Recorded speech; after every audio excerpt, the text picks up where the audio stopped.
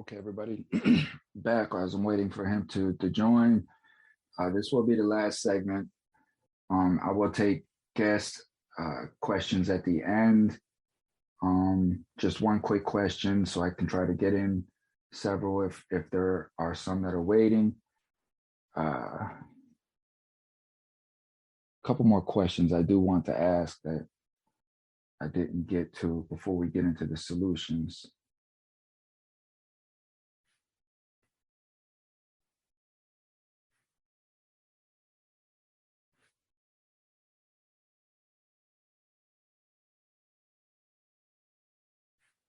Okay, let me check the email again real quick.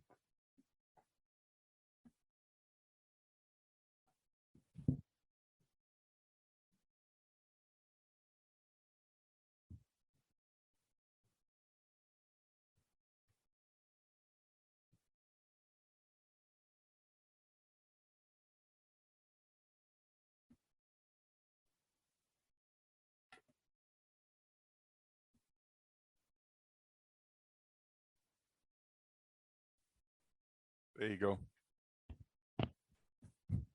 Okay. Yep. Gotcha. Perfect.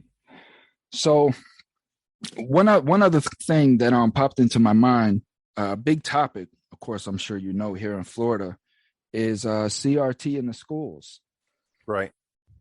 What's your thoughts on that? Well, here's my thought on the whole thing going on with schools. Okay. I grew up in the public school system, probably like yourself. Mm. We went to school to learn. We went to school for math, reading, English, social studies, gym. Need I say more? Mm-hmm. Why do we need to change that direction of how our kids are learning? School is meant to learn, stay focused to learn. Okay. All that other stuff about, it's crazy. I hear some of the stories about, teachers talking about sex or talking about, their personal lives in school and whatever, and this and that.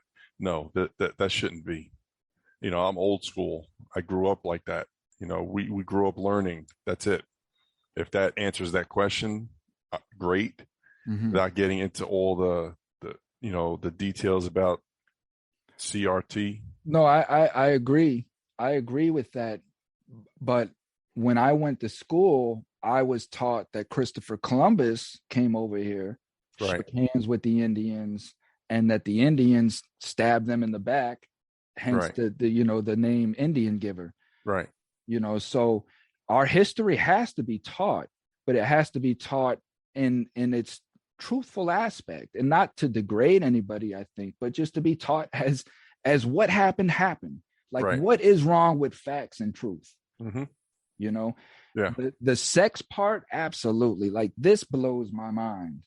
But when I hear about kids having to announce whether they're gay or not, and it's like, I never had to. That shouldn't be.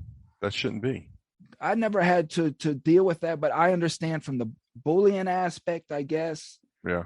Making some individuals feel but like, I don't even know. I'm not a scientist. It is difficult. I just don't think that kids are thinking about their sexuality. I don't think a kid at 10 years old is thinking that they're trapped in a woman's body. Well, no, but we're creating that environment for them to start thinking about that at a young age. How so? That's what they want. I mean, I'm listening. I go to some of the school board meetings here, and I hear, some of the kids coming up and talking, and some of the things they're talking about. And I'm thinking to myself, these kids are being misled, and I'm going to use the Don't Say Gay bill, which is not a Don't Say Gay bill. It's a parental consent bill. Mm-hmm. Okay. These kids are being brainwashed to think and believe that people in the school system are not supposed to say the word gay. That's not the case. They're being misled. They're being lied to. By who? Adults. There's an agenda that's going on by one party, and I'm not happy with it. And we should not be leading these kids down a path of destruction when it comes to this bill. That's my opinion. We need to be straightforward with these kids. And surprisingly to me is that these kids are not actually reading the bill themselves and seeing it and seeing what it's about. But yet they're listening to the grown-ups, the parents or the teachers, and that's how they're being led down that path. Well, they're not listening to the parents. And that's a lot of the issue is our children don't listen to the parents. They don't respect elders anymore. Right. Right. And when you get into, I'm sorry, but when you get into communism, this is the confines, this is the structure of communism, is to separate the child from the parent. So that all of the institutional training goes into the child, and the parent is just the worker. The parent you can't retrain, you can't train the parent. All you can do is work the parent. The child is who you train.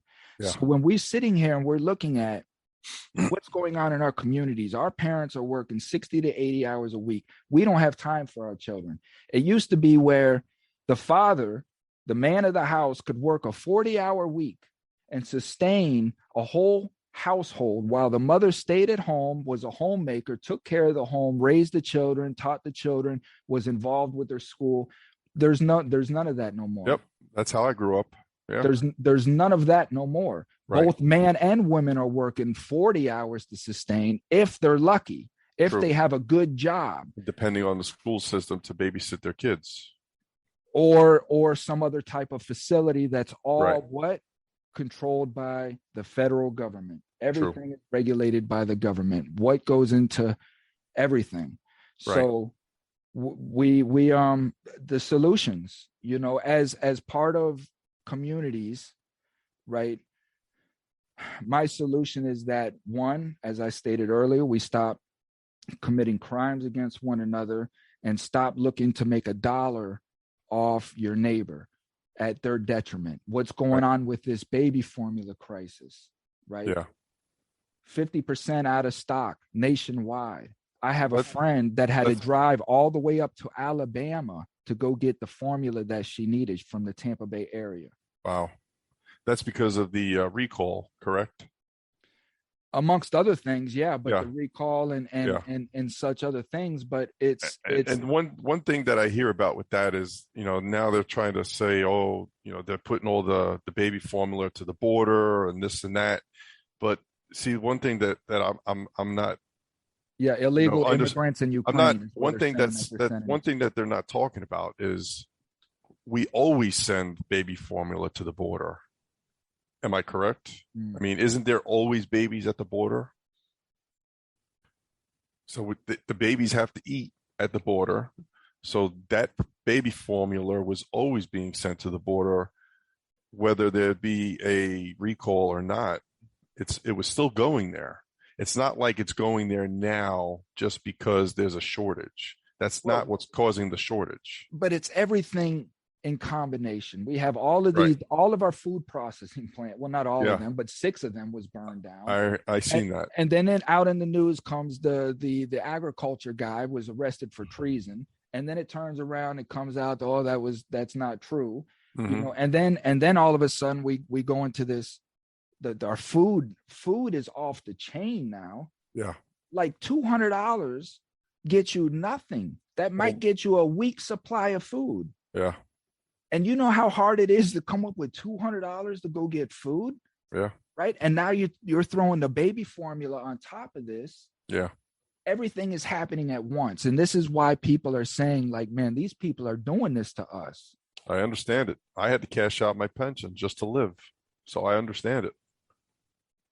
So it's what can we do in the community? Stop committing crimes, look out for one another, stop, as I say, know where your money's going. Stop funneling money to Amazon, stop funneling money to these big corporations that are doing nothing for the communities, right? Start spending money with your community, right? We have to make sacrifices. We may not like the fact that we have to get out and search for a bargain, but this is what we had to do back in the day. Yeah. But look what we've done because of our laziness and our greed, right? And our sheepness of wanting to just control by what is it called? Like emotionally buy things. Right.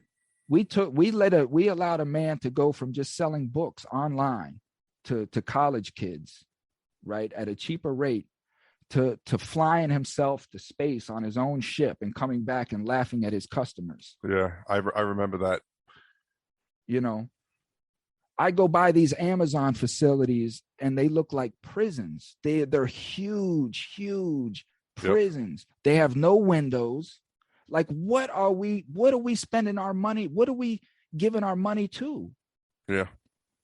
So we have to wake up in our communities, and we have to know who's on the right, who's on the wrong, and stand behind these people. Get involved in your schools, right? And just stop with the distractions that these people have put in place to keep us mesmerized while all of this stuff goes on. Right. Yeah, that's true. I mean, for a long time, I was on unemployment and my family was on food stamps, while I was getting fired all these times. It's not easy. I could see how, a lot of these people struggle. I've lived it. $275 a week is what I got on unemployment. So Mark, the frustration of sitting down on this website, having to go through this website and answer these questions, right? Of filling out your unemployment each week, going through this stuff, getting kicked out, having to go back and wait another half hour to get back in. You know what I mean? Sometimes it's all day on unemployment, waiting on the website, waiting to get put into the portal. That whole system needs to be fixed. That's one of the things that I want to tackle, if I get elected, because who can afford to live on $275 a week? Who? I don't know many people that can, especially with the rent prices now. Well, I'm glad that we had this conversation. I can say that I like you. I could say that you seem genuine to me, right? You do. Yeah. Thank you. You do seem genuine to me, Mark. And as for me, I'm about criminal justice. I'm here for you. And I'll try to rally the community behind you, right. Because this is what we need to do. There's many changes that has to come. There are people that are suffering in prison. True. The people that like you just touched the surface. I mean, it brings me to tears to hear people hanging themselves and cutting themselves, but this is every day. Yeah. I've watched people be thrown in solitary confinement under investigation of some bullshit and just forgotten about in there. I've seen to the point to where they're just beating their head on the wall because this is a life that they don't know. Yeah. Solitary confinement will drive you nuts. It'll make you bananas. I was going nuts working in confinement. I hated it. Yeah. Most officers do. It's a depressing environment. It breeds psychopathy. Yeah. Is what solitary on both sides, both the officers and the inmates, because the inmates are throwing shit and piss on these officers. Yeah. You know what I mean? It's a disgusting, demonic world. I'll tell you a story about me. I worked in the mental health building at Lake CI, and I was always trying to do my best to do everything, the way I was supposed to do it, the way according to policy. And it's very, very difficult in that building because at that time we were so shorthanded. I had one officer on the floor with me to do everything: security checks, feeding, you name it, keeping the place clean, and I guess it was just the fact that if something bad was to happen or, an officer was going to do something wrong, they didn't want me to see any of that stuff. They didn't want me to be there during any of it. So instead of, just transferring me out of the building, they had to come up with stories and lies, to write me up, to try to demote me and get me out of the building, which was stupid, because here I am doing my job, doing what I'm supposed to, and you want to get rid of me. Well, I had an inmate that threw shit at me, I don't know, what the circumstances were around him doing it, but I suspect that, they put the inmate up to it. So, he threw it at me, and I didn't react the way that they wanted me to react. My mind is more stable, and I wouldn't do the things that some of these officers would do. So he threw the shit at me.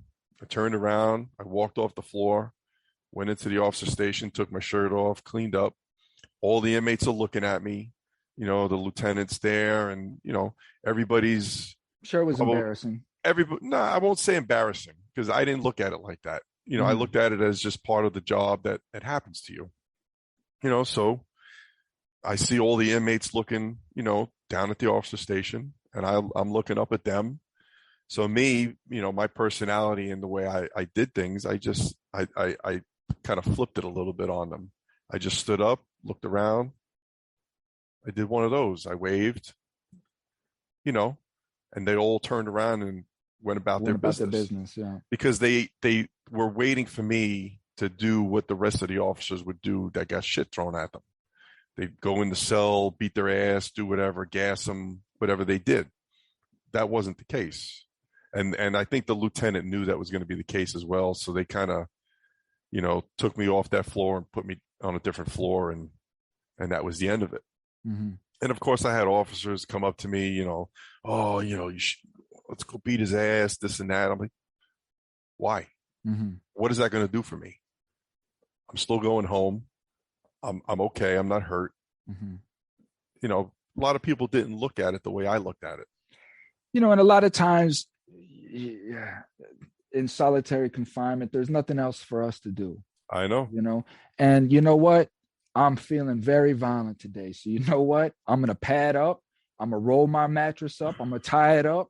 I'm going to set it up against this door, and I'm going to throw shit on this officer when he comes by. And I'm going to want him to come in this cell. But you know what? All the times I worked in confinement, I never, ever had an issue. Why? Because the inmates respected me, because I did my job. I did what I was supposed to do according to policy. If they needed toilet paper, if it was feeding time, I always made sure that their tray was what they got. I didn't put the tray in the flap and dump it, or I didn't give them a ghost tray. Right. You know what I'm saying? There was no need to do that stuff. That if I had an issue with an inmate, and there have been many, my biggest issue was contraband. If I had an inmate that I knew had contraband, I didn't have to go and plant something on him or write him up for some bullshit or anything. He always gave me the opportunity to get him. And whenever I put that pen to paper, that hurt them more than going into confinement. You know this. So you're fucking with my freedom now. Right. Because there's many that I went after for contraband. Many that had cell phones were repeat offenders, and they made it easy for me to do my job by the book, because I knew they had a history of cell phones or drugs, and I would just be patient, watch their behavior, listen. When I do my security checks outside the building, you're listening. You go in the windows. They always talk. They'll always talk and tell the truth when nobody's listening. It happens all the time. Yeah, I'll listen in a window, and there was an inmate at Lake CI that I would listen to his windows every morning for weeks, and I'd be sitting there with my pen and paper. I'd write, because he was spilling the beans on everything that was going on at Lake CI. And this inmate was a hierarchy inmate. He was not an inmate that you played with. He was involved with the contraband big time. He gave his whole operation up, how he's bringing in the K2 through the VP. I'm writing that down. I went to my captain with it.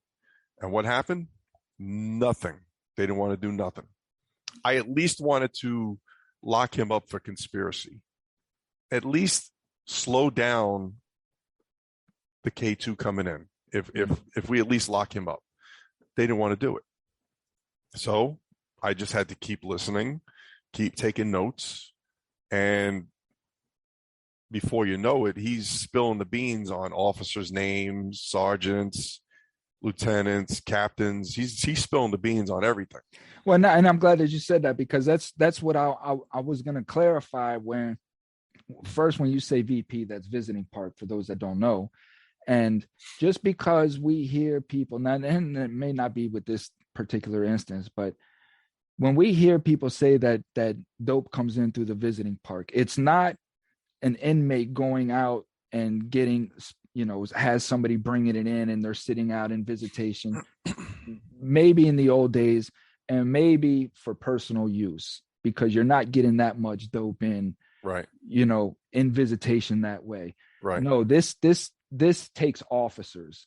These are officers that are working in the visiting park where somebody may bring the dope in. They're allowed to come in with the dope. This is all pre-organized stuff. True. Stuff where the contacts are made on the street with these correctional officers and paid on the street. A lot of these inmates' wives are out here sleeping with these officers on the street to get them to bring in cell phones and dope. All of this stuff, right? That's pretty accurate. This is what goes on, and these officers, right, will step to these women when they're leaving prison. They'll meet them out in the parking lots, hit on them, tell them, hey, we can help support, we can do these things, blah, blah, blah. This is what these officers are doing, because officers know which inmates to fuck with and which ones not to, which ones are to deal with, which ones stayed true in their case. They're not rats, things of that nature.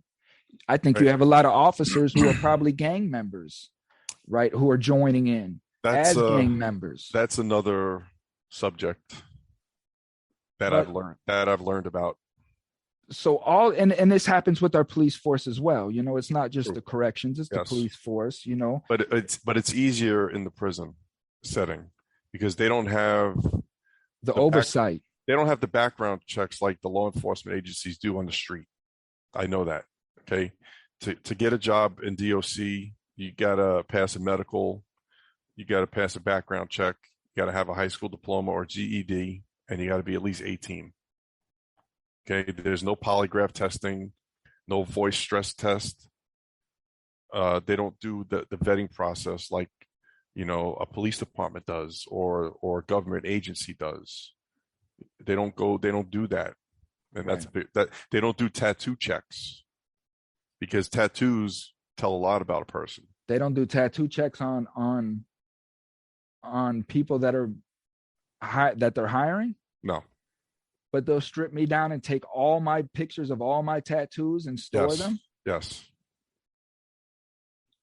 Wow. Yeah. That's a revelation. When I got hired, I didn't have to take my shirt off. Nothing.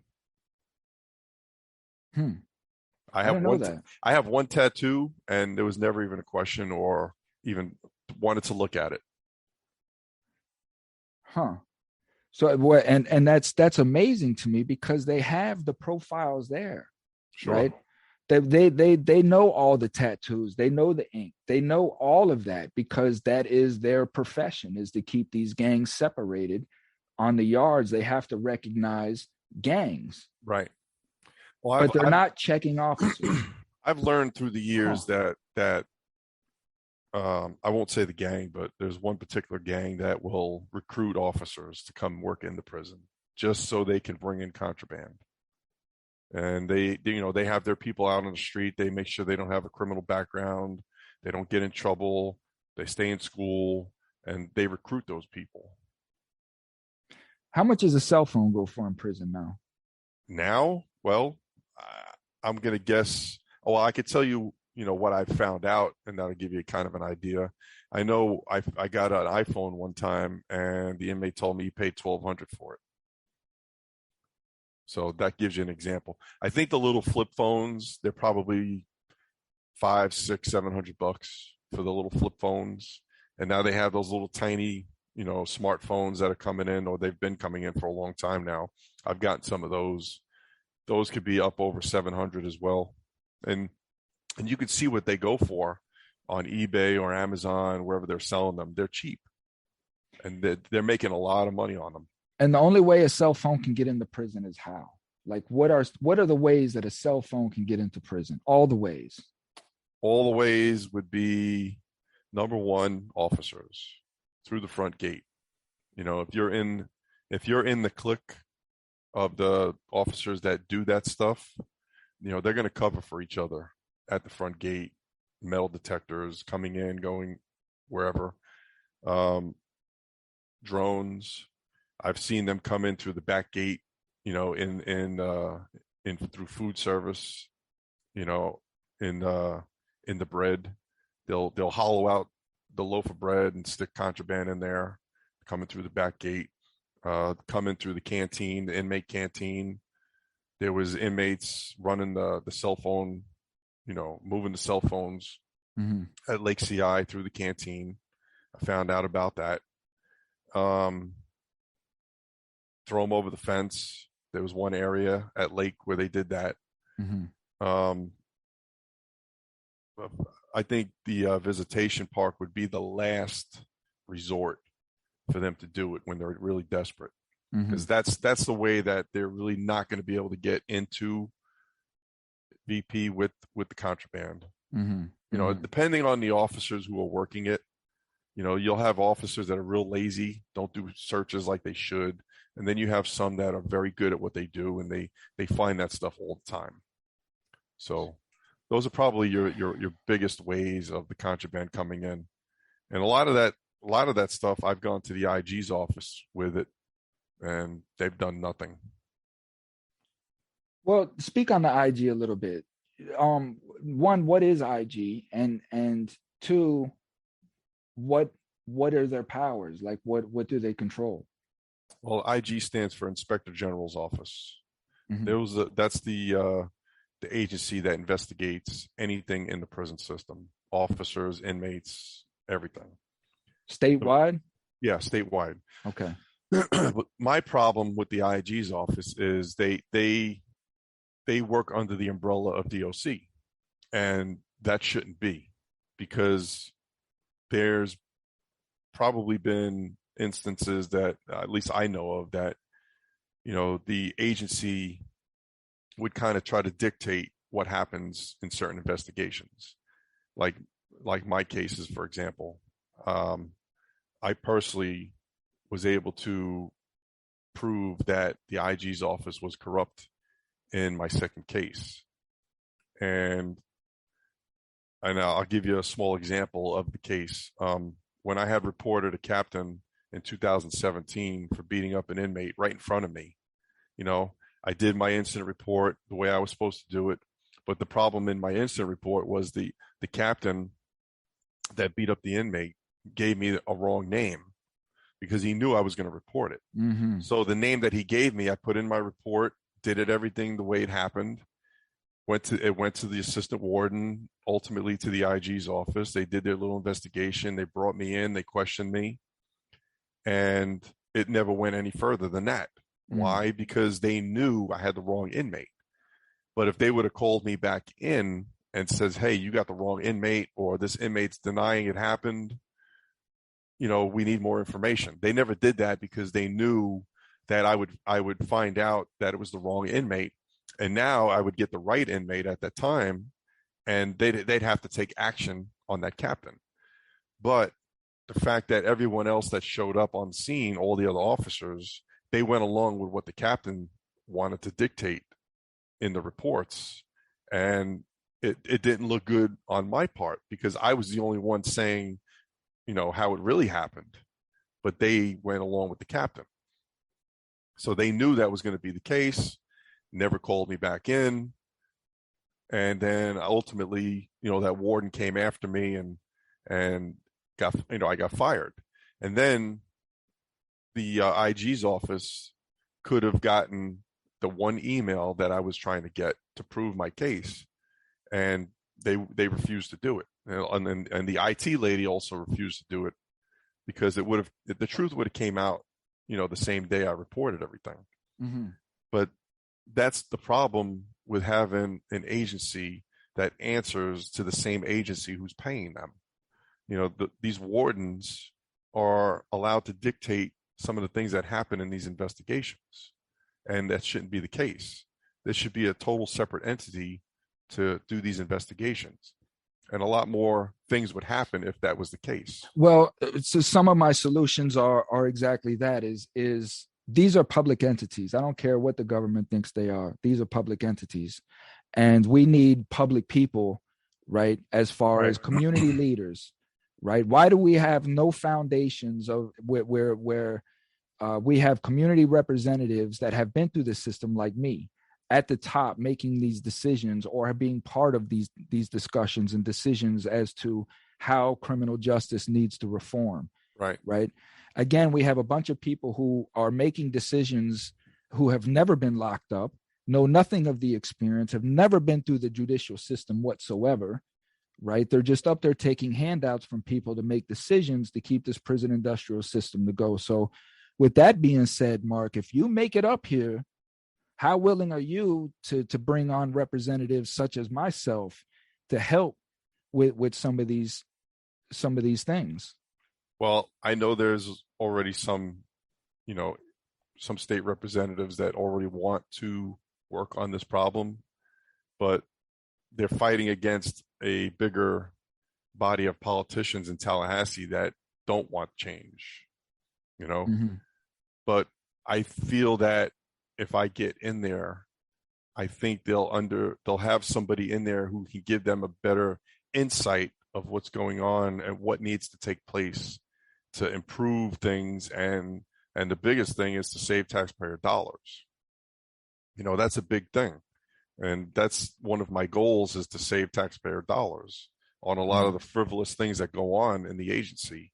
We all know what it is, but nobody wants to step up and take change, on one side of the political spectrum. Yeah, well, this, everybody's talking about DeSantis, as he's the second coming of Christ. And I'm the first to tell you that this man is, and his crew, his get along, go along gang, is adherently against criminal justice reform, right? They're about stricter policies. They're about keeping everything intact as it is, because I guarantee that they're reaping the benefits from it. So those representatives that you are talking about, send them my way. Send them my way, because I want to know who the roadblocks are. We, the people, want to know who the roadblocks are, so we can get these people out of there. Yeah. Well, I think you can tell who they are by looking at some of the things that they vote on. And that's a telltale sign right there of who wants to do what in the Department of Corrections, because there are bills that were passed and proposed that have to do with Department of Corrections. You could see that, and even law enforcement specifically.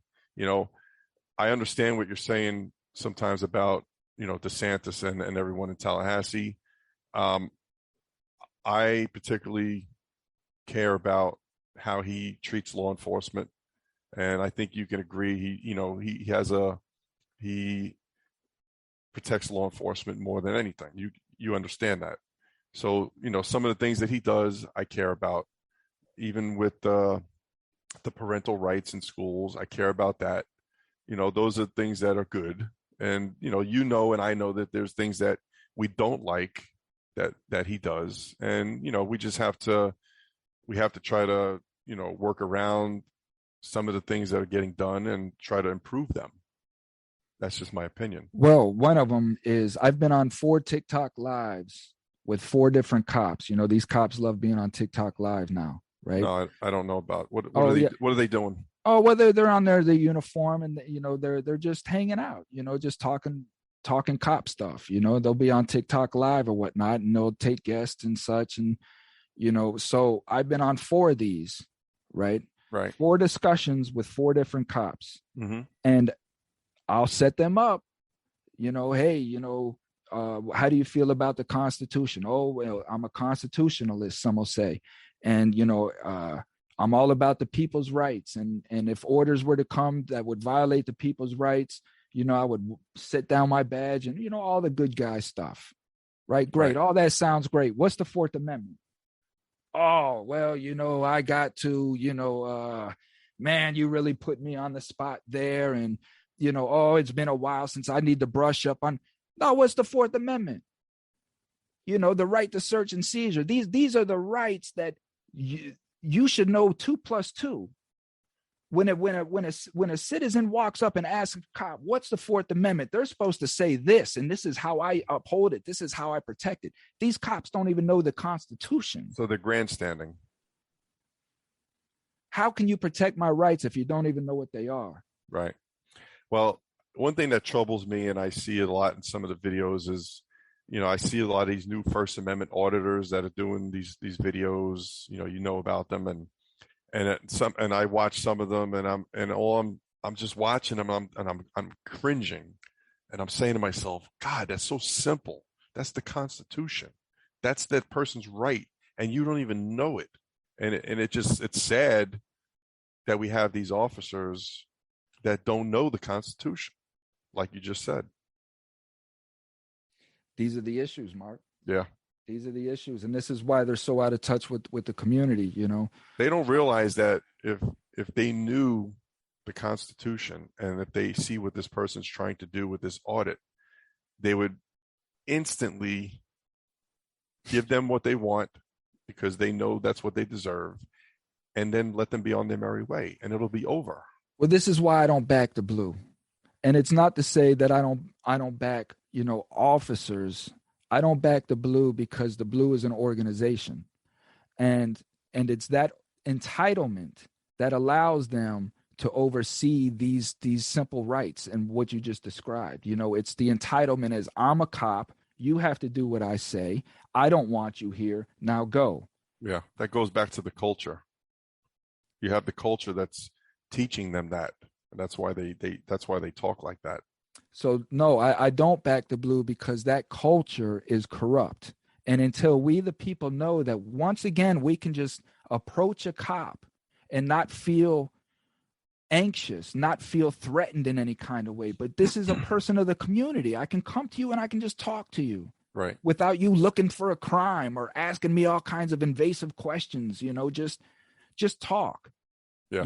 That is what we're missing. That culture is gone. But listen, you want to come back and take questions? I know I have Sure. one that has been waiting for quite a while. So I want to Sure. bring her in and let her.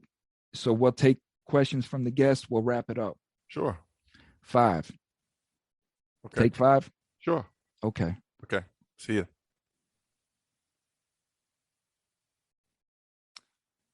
For my guests, Kelly, you will be on next. We're going to take 5 and take questions from the guests. I appreciate you guys for sticking around for this important discussion.